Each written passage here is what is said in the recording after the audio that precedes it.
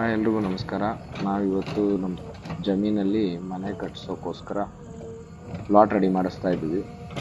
ಈ ಜಾಗನ ನಾವು ಮುಂಚೆನೇ ಅದಕ್ಕೋಸ್ಕರನೇ ಅಂತಲೇ ಬಿಟ್ಕೊಂಡಿದ್ವಿ. ಇಲ್ಲಿ ನಾವು ರಾಗಿ ಹುಲ್ಲು ಅದು ಇದು ಒತ್ತಾ ಇದ್ವಿ.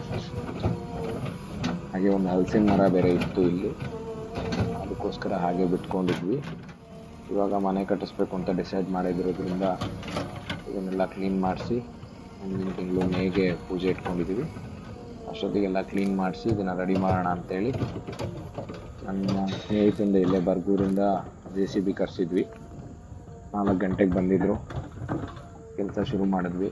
ಮಳೆ ಬಿದ್ದಿತ್ತು ಒಂದು ಸ್ವಲ್ಪ, ಹಾಗಾಗಿ ಸ್ವಲ್ಪ ತೇವ ಇದೆ ಭೂಮಿ. ಆದ್ರೂ ಮಾಡಿಸ್ಬೇಡ ಅಂತೇಳಿ ಸಂಡೇ ಆಗಿರೋದ್ರಿಂದ, ಆಫೀಸ್ ರಜೆ ಇರೋದ್ರಿಂದ ಊರಿಗೆ ಬಂದಿದ್ದೆ.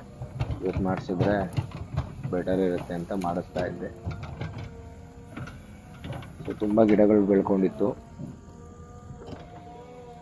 ಇದು ನಮ್ಮ ಅದೇ ಪ್ಲಾಟಲ್ಲಿ ಇದ್ದಿದ್ದ ಹಳೆ ಹಲಸಿನ ಮರ, ಅದಾಗದೇ ಒಣಗೋಗಿತ್ತು ಯಾಕೋ. ಅದನ್ನು ಕುಯ್ಸಿ ಬೇರ್ನ ಹಾಗೆ ಬಿಟ್ಟಿದ್ವಿ. ಬೇರು ತೆಗೆಸ್ತಾ ಇದ್ದೀವಿ. ಆ್ಯಕ್ಚುಲಿ ಮನೆ ಇದೇ ಜಾಗದಲ್ಲೇ ಬರೋದು.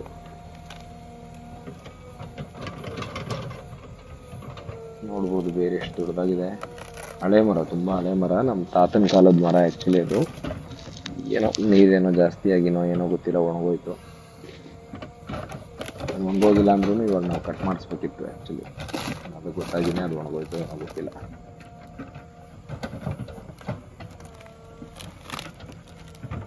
ಸೊ ವಿಡಿಯೋ ನಾನು ಹಾಕೋದಿನ ಮೇಲೆಲ್ಲ ಸಂಕ್ಷಿಪ್ತವಾಗಿ ಹಾಕ್ತೀನಿ. ಎಷ್ಟೆಷ್ಟು ಖರ್ಚು ಮಾಡ್ತಾ ಇದ್ದೀನಿ, ಏನೇನು ಆಗ್ತಾ ಇದೆ,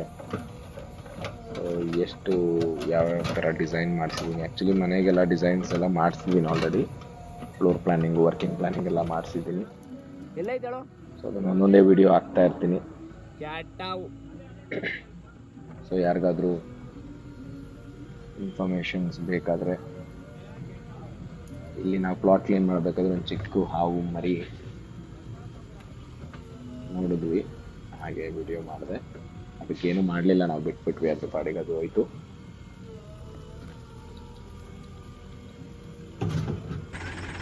ಫೈನಲ್ ಆಗಿ ಪ್ಲಾಟ್ನೆಲ್ಲ ಕ್ಲೀನ್ ಮಾಡಿ ಅದನ್ನೆಲ್ಲ ತೆಗೆದು ನಮ್ಮ ಟ್ರ್ಯಾಕ್ಟ್ರಲ್ಲೇ ನಮ್ಮದು ಇನ್ನೊಂದು ತೋಟ ಇದೆ, ಅಲ್ಲಿ ಬಾವಿ ಖಾಲಿ ಪಾಳು ಬಾವಿ ಇದೆ, ಅಲ್ಲಿಗೆಲ್ಲ ತುಂಬಿಸ್ತಾ ಇದ್ವಿ. ಎಲ್ಲ ಮಾಡಿ ಮುಗಿಸೋ ಅಷ್ಟೊತ್ತಿಗೆ 7 ಗಂಟೆ ಆಗೋಯ್ತು, ಕತ್ಲೆ ಆಗೋಯ್ತು. ನಾಳೆ ಸೋಮವಾರ ಆಗಿರೋದ್ರಿಂದ ನಾನಿರಲ್ಲ.